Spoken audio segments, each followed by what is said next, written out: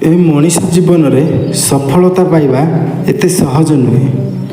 ଜୟ ଜଗନ୍ନାଥ ସାଙ୍ଗମାନେ। ଜୀବନରେ ସଫଳତା ପାଇବା ଏଠି ଭାରି କଷ୍ଟ ଅଟେ। ଜୀବନ କେବେ ସହଜ ନୁହେଁ। ଏଠାରେ ସମସ୍ୟା ଅଛି, ଦୁଃଖ ଅଛି, ବିଫଳତା ଅଛି। କିନ୍ତୁ ମନେ ରଖ, ଯେଉଁ ଲୋକ ଏହି ସବୁକୁ ହସିକି ସହିପାରେ ସେ ଲୋକ ଜୀବନରେ ସତ୍ୟ ସଫଳତା ପାଏ। ଆଜି ଅନେକ ଲୋକ କହୁଛନ୍ତି, ମୋ ପାଖରେ ଟଙ୍କା ନାହିଁ, ମୋ ପାଖରେ ଭାଗ୍ୟ ଖରାପ, ମୋତେ କେହି ସହଯୋଗ କରୁନାହାନ୍ତି। କିନ୍ତୁ ସତ୍ୟ କଥା କ'ଣ ଜାଣନ୍ତି? ଜୀବନରେ ଭାଗ୍ୟଠାରୁ ବଡ଼ ହେଉଛି ପରିଶ୍ରମ। ଯେଉଁ ଲୋକ ପ୍ରତିଦିନ ନିଜ ସ୍ୱପ୍ନ ପାଇଁ କାମ କରେ, ଦୁନିଆରେ କୌଣସି ଶକ୍ତି ତାକୁ ହରେଇ ପାରେ ନାହିଁ। ଦେଖ, ଗୋଟିଏ ଗଛ ଲଗାଇଲେ ସେ ଗୋଟେ ଦିନରେ ବଡ଼ ହୁଏନି। ସେ ଗଛ ପ୍ରଥମେ ମାଟିରେ ଲଗାଯାଏ। ସେ ମାଟି ଭିତରେ ଲୁଚି ରହେ, ବର୍ଷା ସହେ, ଧୂପ ସହେ, ପବନ ସହେ। ତାପରେ ଅନେକ ଦିନ ପରେ ସେ ବଡ଼ ଗଛ ହୁଏ। ସେମିତି ତୁମର ସଂଘର୍ଷ ମଧ୍ୟ ଏକ ଦିନ ତୁମକୁ ସଫଳତା ଦେବ ନାହିଁ। ଠିକ୍ ଅଛି ସାଙ୍ଗମାନେ? ସବୁବେଳେ ଜୀବନରେ କେବେ ନିଜକୁ ଛୋଟ ଭାବନା, କାରଣ ଏହି ଦୁନିଆରେ ସମସ୍ତେ ବଡ଼ ଲୋକ ମଧ୍ୟ ଦିନେ ହେଇପାରିବେ। କାହିଁକି ନା ଯେଉଁମାନେ ଏଠି ବଡ଼ ହେଇଛନ୍ତି ସେମାନେ ଛୋଟରୁ ଆଜି ବଡ଼ ହେଇଛନ୍ତି। ଦିନ ଥିଲା ଯେଉଁ ବ୍ୟକ୍ତି ମାଗିକି ଖାଉଛି ନା, ତାକୁ କେତେବେଳେ ନିଜକୁ ଭାବନି ମୁଁ ବଡ଼, ସେ ମୋ ଠାରୁ ଛୋଟ। ଯେଉଁ ଲୋକ ଆଜି ଅଳିଆ ଡଷ୍ଟବିନ୍ କଚରାରେ ବଞ୍ଚୁଛି, ସେ ଦିନେ ନା ଦିନେ ଗୋଟେ ସଫଳ ବ୍ୟକ୍ତି ବନିପାରେ। ଯେଉଁମାନେ ଆଜି ସଫଳ, ସେମାନେ ମଧ୍ୟ କେବେ ନା କେବେ ଅସଫଳ ହୋଇଥିଲେ। ଯଦି ତୁମେ ଆଜି ହାରିଯାଇଛ, ତାହେଲେ ଦୁଃଖ କରନି, କାରଣ ହାର ହେଉଛି ଶିକ୍ଷା। ଯେଉଁ ଲୋକ ପଡ଼ିକି ପୁଣି ଉଠିଯାଏ, ସେହି ଲୋକ ଇତିହାସ ଲେଖେ। କେବେ କେବେ ଲୋକେ ତୁମକୁ ଅପମାନ କରିବେ, ତୁମର ସ୍ୱପ୍ନକୁ ଦେଖି ସେମାନେ ହସିବେ, କହିବେ ତୁ ଏକା କରିପାରିବୁ ନାହିଁ। କିନ୍ତୁ ସେମାନଙ୍କୁ ଉତ୍ତର ଦେବା ପାଇଁ କଥା ଦରକାର ନୁହେଁ, ସଫଳତା ଦରକାର।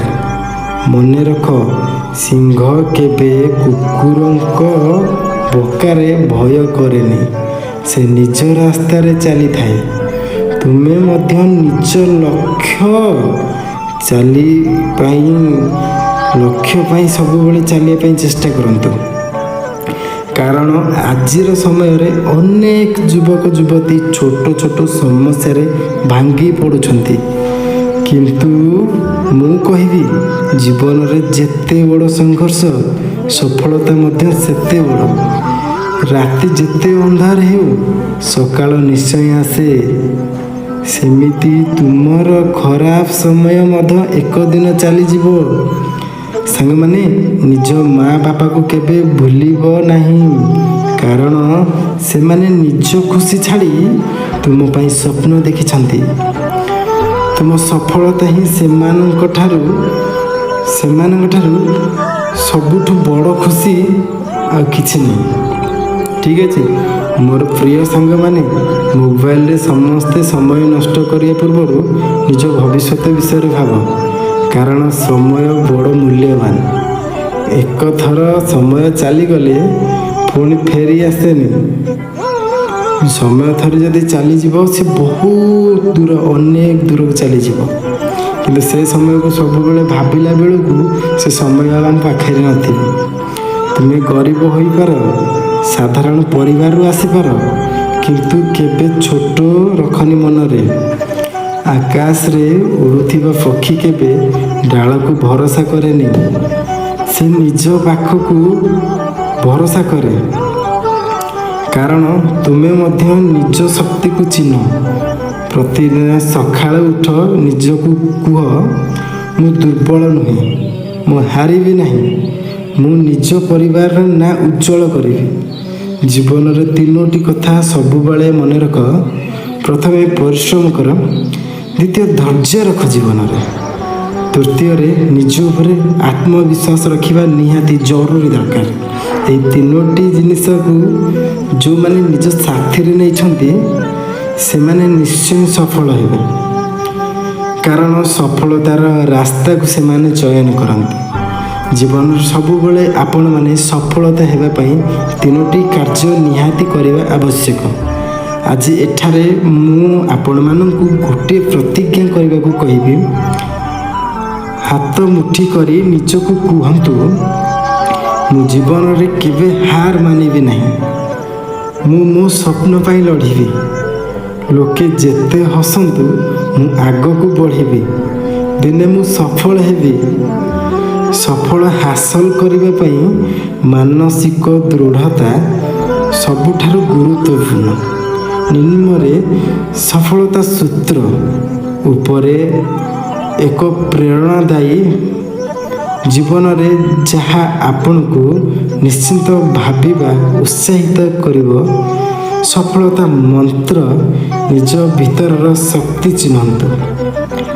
ଜୀବନରେ ସଫଳତା କେବଳ ଟଙ୍କା କିମ୍ବା ପଦବୀ ନୁହେଁ, ବରଂ ନିଜର ସର୍ବଶ୍ରେଷ୍ଠ ସଂସ୍କରଣରେ ପହଞ୍ଚିଥିବା ହେଉଛି ପ୍ରକୃତ ସଫଳତା। ଏଥିପାଇଁ କିଛି କଥା ମନେ ରଖନ୍ତୁ। ସ୍ୱପ୍ନ ଦେଖିବା ଓ ତା ପଛରେ ଗୋଡ଼େଇବା। ପ୍ରଥମେ ଗୋଟିଏ ବଡ଼ ସ୍ୱପ୍ନ ଦେଖିବା। ସେହି ସ୍ୱପ୍ନକୁ ପୂରଣ କରିବା ପାଇଁ ଏକ ଯୋଜନା ପ୍ରସ୍ତୁତ କରିବା। ଯାହା ପାଖରେ କୌଣସି ଲକ୍ଷ୍ୟ ନାହିଁ ସେ କେବେ ହେଲେ କିଛି ହାସଲ କରିପାରିବ ନାହିଁ। ମନେ ରଖନ୍ତୁ, ସଫଳତାକୁ ଭୟ କରନ୍ତୁ ନାହିଁ। ସଫଳତା ପ୍ରଥମ ପାହାଚ। ପ୍ରତ୍ୟେକ ବଡ଼ ମଣିଷ ନିଜ ଜୀବନରେ 1000 ଥର ହାରିବା ପରେ କିଛି ଜିତିଛନ୍ତି। ହାରିବା ମାନେ ଶେଷ ନୁହେଁ, ବରଂ କିଛି ନୂଆ କରି ଶିଖିବା ଏବଂ ସୁଯୋଗ। ଗୋଟିଏ ଦିନ କାମ କରିବା ଆଉ 10 ଦିନ ବସିବା ଦ୍ୱାରା କେବେ ହେଲେ ସଫଳତା ମିଳିବ ନାହିଁ। ପ୍ରତିଦିନ ସାମାନ୍ୟ କିଛି ନା କିଛି ଅଗ୍ରଗତି କରନ୍ତୁ। ସମୟର ମୂଲ୍ୟ ବୁଝନ୍ତୁ। ଯିଏ ସମୟକୁ ସମ୍ମାନ ଦିଏ, ସମୟ ତାକୁ ସଫଳତା ଦିଏ। ଆଜିର କାମ କାଲି ଉପରେ ଛାଡ଼ନ୍ତୁ ନାହିଁ। ନକାରାତ୍ମକ ଠାରୁ ଦୂରେଇ ରୁହନ୍ତୁ। ଆପଣଙ୍କ ଚାରିପାଖେ ଏମିତି ଲୋକ ରୁହନ୍ତୁ ଯେଉଁମାନେ ଆପଣଙ୍କୁ ପ୍ରେରଣା ଦେବେ, ନୁହେଁ କି ଆପଣଙ୍କ ମନୋବଳ ଭାଙ୍ଗିବେ। ତୁମେ ଯଦି ନିଜକୁ ବିଶ୍ୱାସ କର, ତେବେ ପୃଥିବୀର କୌଣସି ଶକ୍ତି ତୁମକୁ ସଫଳ ହେବାକୁ ଅଟକାଇ ପାରିବ ନାହିଁ। ଏହିଭଳି କାର୍ଯ୍ୟ କଲେ ଜୀବନରେ ଆପଣ ଦିନେ ନା ଦିନେ ଗୋଟିଏ ସଫଳ ବ୍ୟକ୍ତି ଭାବେ ଚିହ୍ନଟ ହୋଇପାରିବେ।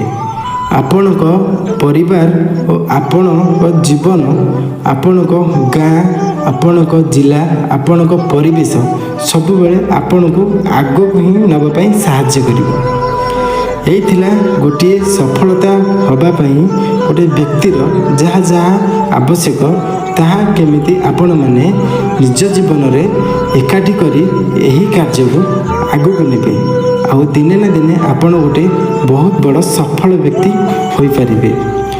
ଜୟ ଜଗନ୍ନାଥ ସାଙ୍ଗମାନେ, ଆଜିର ଭିଡ଼ିଓଟି ଯଦି ଆପଣମାନଙ୍କୁ ଭଲ ଲାଗିଛି ନିହାତି ଭାବରେ ଭିଡ଼ିଓକୁ ଗୋଟିଏ ଲାଇକ୍ କରିବେ ଆଉ ଆମର କମେଣ୍ଟ ସେକ୍ସନରେ ନିହାତି ଭାବରେ ଆପଣଙ୍କ ମତ ଦେବେ। ଆଉ ଆପଣମାନଙ୍କୁ ଭିଡ଼ିଓଟି ଭଲ ଲାଗିଥିଲେ ସାଙ୍ଗମାନଙ୍କ ସହିତ ସେୟାର କରିବେ। ଚ୍ୟାନେଲରେ ନୂଆ ହେଇଥିଲେ ଚ୍ୟାନେଲକୁ ସବସ୍କ୍ରାଇବ୍ କରିବେ। ଆଜି ପାଇଁ ରହିଲୁ, ଜୟ ଜଗନ୍ନାଥ।